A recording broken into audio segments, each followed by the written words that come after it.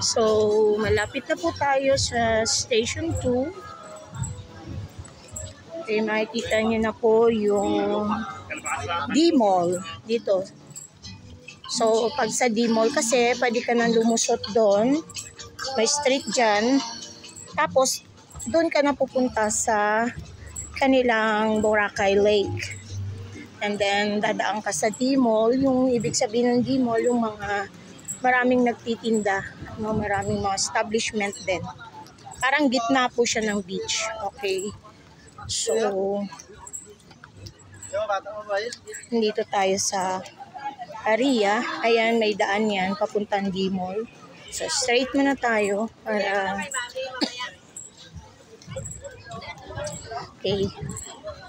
So, yan. Meron tayo dyan. May daanan din. Papunta doon sa D-Mall. Yan, yung banana queue ni ate. Sarap. So, ganito pa rin ang dagat. God. So, ito yung pinakano dito, yung Epic. So, dito sa Epic, pag gabi, maganda po dito. Okay. So, marami pong magdadine dito mamaya. Kahit ngayon, marami naman. Medyo mainit lang kasi. Kaya, iba siguro na sa mga rooms pa nila. Wait lang. Nagtatapon lang tayo ng basura. So, meron sila dito. Reuse, recycle policy. Ayan. Okay. So, here. Let's go. Ayan. Yung mga favorite ko to dito. So, yung taho nila dito, 50 pesos pero madami po. And, hello. So, may Jollibee po dito sa Station 2. Marami ditong Jollibee. So, pasukin lang natin. So, dito ako madalas nag-order pag gusto ko ng take-out sa beach. Okay, may mga inasal din dito.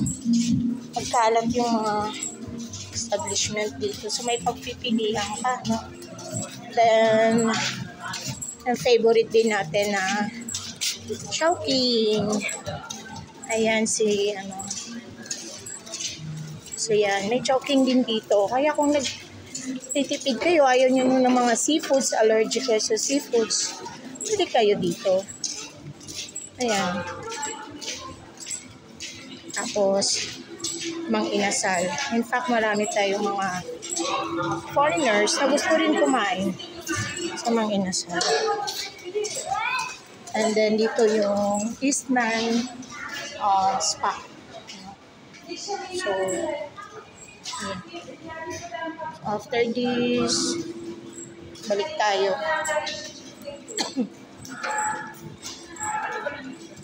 So, back to here. So, dito ha. So, marami kayong pagpipilian. May pagkainan dito sa labas. Minsan kasi pag basa ka, galing ka sa beach, ayaw mo ng aircon. So, pwede ka dyan. Okay. So, nakikita nyo naman yung beach, diba? Okay. So, balik ulit tayo kasi hindi pa natin natapos ang Station 2. Ang pinaka-boundary kasi ng Station 2 is yung La Carmela. So, paglabas nyo dito kay Jollibee. Ayan. So, ito lang naman po ay guide sa inyo para pag pumunta kayo dito, maplano nyo yung mga activities. So, ito yung Uptown Hotel. Dito madalas may mga tugtugan. And, minsan pag gabi, pwede ka na dito sa beach. Upo-upo ka lang, maririnig na yung mga tugtog nila. Okay. Bawal pala mag-inom sa beach, kaya careful po kayo. Kung gusto nyo mag-inom sa bar, so, pwedeng kumain. So, like, kagabi nag-take out ako ng Jollibee. Diyan ako kumain sa beach. And then, yung basura, kailangan niligpit mo. Baka masita. Okay. Tulong na rin sa isla. So, yan mga naka-uniform. Pwede nyo i-approach kapag water activities. So, hagel-hagel lang. Okay, at least andito sila. Yan, hanapan nyo na lang sila ng ID. Pero yung na-post ko kanina, meron naman doon sa tourism office, pwede kayo doon. Okay, so minsan napakasikat din ito na tagpuan. Halimbawa may gusto kang tagpuin na friend, Halo Mango. Halos dito ang mga meet up. And then, here is ES Pascual Store. Ito ay parang mini 7-Eleven. Tapos may ATM din. Use pa. Dito ay, kapag papasukin mo, may mga transients dito. Okay. Sa El Pascual Store, may mga transients dito. I-flex ko lang. So, hello. So we have here the Taj Resort Spa. And then, andito ang Villa Semprosa Resort. Okay. Ayan, may Villa Semprosa din nata ito. Ayan, nasa taas. Marami pong rooms. And, ayan o. RMG1. May mga maliliit din tindahan. Kaya no worry. And then, we have may tatuhan din dito. Madid's Inn. Boracay. Ayan. Then, the Jet Selling front desks. Then, we have here Tan's Guest House. Tan's Guest House. Okay. Ayan. So, no smoking on the beach front. So, ingat lang kasi mahuhuli kayo. And then, we have Jerome's Bungalow and Erico's House. So, ang Erico's House is doon po. Ayan po yung mga dyan. So, back muna tayo. Diyan ka sa front desk, ma'am? Diyan ka? Pwede makahingi ng flyers pa po. Ayun lang yung sa number? I-read ko na. Okay. Thanks. Okay. So, back ulit. So, malaki din pala itong Villa Simpros. Then, Madid's. Magkaano lang.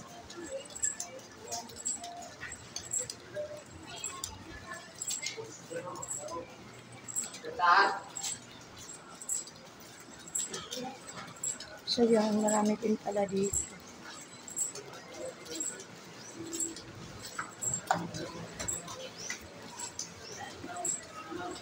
So, paglabas, marami na ring resto. And malapit siya sa D-Mall. So, yun yung advantage pag dito ka kumuha ng hotel mo sa Station 2. Kaya lang, medyo crowded siya. Anyways, okay lang.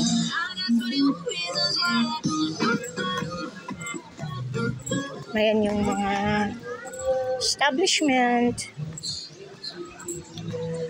So, ito yung nakita natin kanina, Erico's House. Magkalikuran lang pala yan. Ayan. Erico's House. Doon ang daan.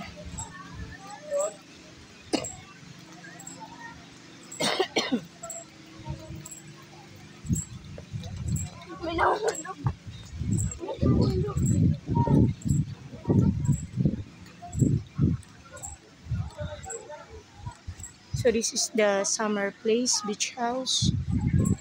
Okay. This is Station 2. Ito yung Les Oliel de Boracay. Yung Les Oliel de Boracay. Yung iba dito may swimming pool, yung iba naman wala. So up to you kung ano yung kukunin. And welcome to paradise. Hey. Okay. So we have Boracay Mandarin Hotel. Ayan. So,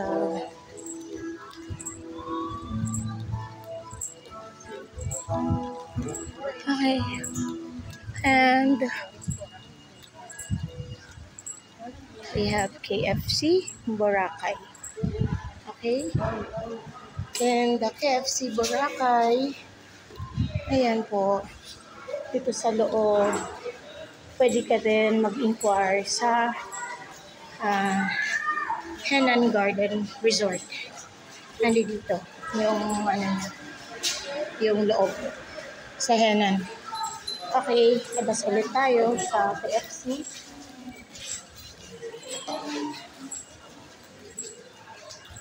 So may KFC.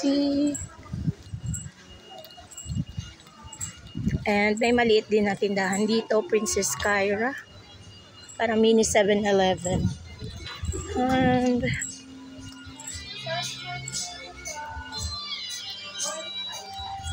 we have the Boracay Peninsula. Meron sila ditong swimming pool. Ayan. Ayan yung swimming pool nila. Then we have R&B. Then we have Palasa Spa, Shakey's. And dito din ang Shakey's sa Station 2. May Shakey's dito. Then, Area 63.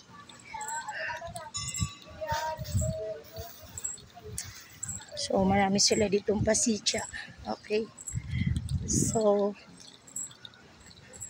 they accept GCash. Alam niyo ba yung iba ditong establishment, nag-accept pa sila ng Bitcoin. So, sa mga mga new gen natin na may mga Bitcoin, pwede po kayo. Then we have the Mesa and then the Henan Regency. Henan Regency.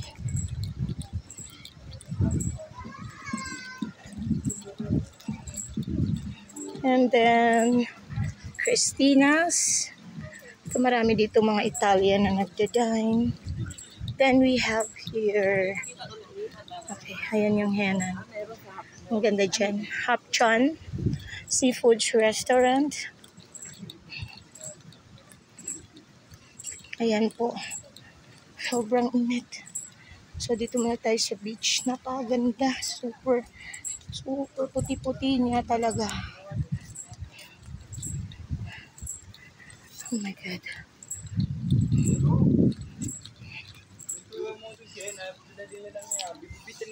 Pag sobrang init, mas lalong pumuputi yung kulay ng beach. Okay. And then, ang init na ng phone ko. Kailangan ko talaga ng G Pro. So, papasponsor tayo ng G Pro sa mga mababait na followers. Kasi bago pa lang ako. Ayan. So, meron din dito ang Metrobank ATM. And marami din po ditong mga money changer. Pwede kayo magpapalit. Then, we have Mandarin Bay. Ayan. Mandarin Bay Resort and Spa. Ayan. So, nagpi-feature din sila dito ng Pista Sanayon. Sa gabi, may mga paigurot dance sila. And we have Jerry's. Okay. Oh, still the beautiful Boracay. Walang kapantay, Bora. I don't know, di pa naman ako nakapunta ng Palawan. Pero okay na to sa akin. Okay. So, konti na lang. Okay. Medyo malilim dito banda. Grabe kasi ang init. So mamaya kasi may sasalihan akong tripping condominium sa Bora. I don't know. Wala lang. Sali-sali lang. So yan, nakikita net natin may mga GCash. Ano sila dito. So the stores are accepting GCash payments. Ito yung Siomai King ng Boracay. So sa mga nagtitipid, or yung mamiss lang din yung Manila na may siomai. Nandyan. So Nigi-Nigi Nonos. Then, andito yung ating Boracay Information Office sa Station 2. Ayan. Pwede ka dyan mag-inquire.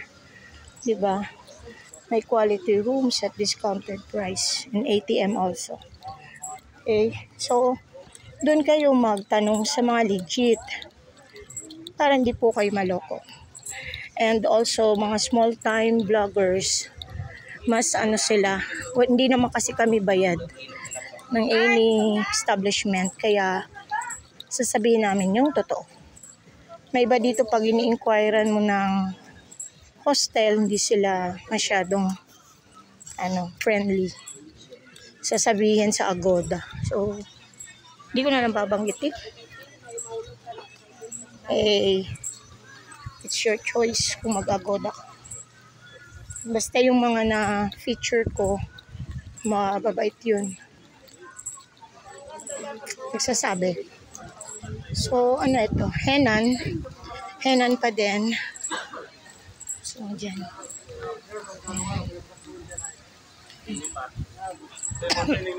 Yung iba pricey, pero masarap naman din kasi yung food.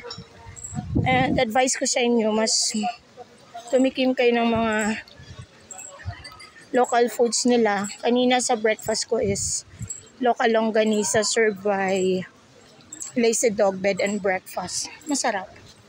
Kakaiba. Diba? Iba sa usual na naanuhan natin na longganisa.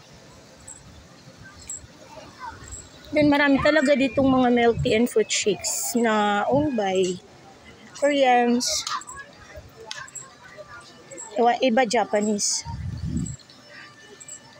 So, mas nakakapag-business ang foreigners dito kaysa sa mga Pinoy.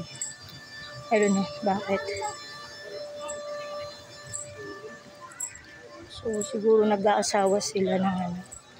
And, ito na po ang end ng ating pa-tour dito sa Station 2, which is the La Carmela, Boracay. So, dito kasi ito yung pinaka-boundary ng Station 2 papunta sa Station 3. Okay, so dito lang muna tayo. I hope you enjoy my vlog.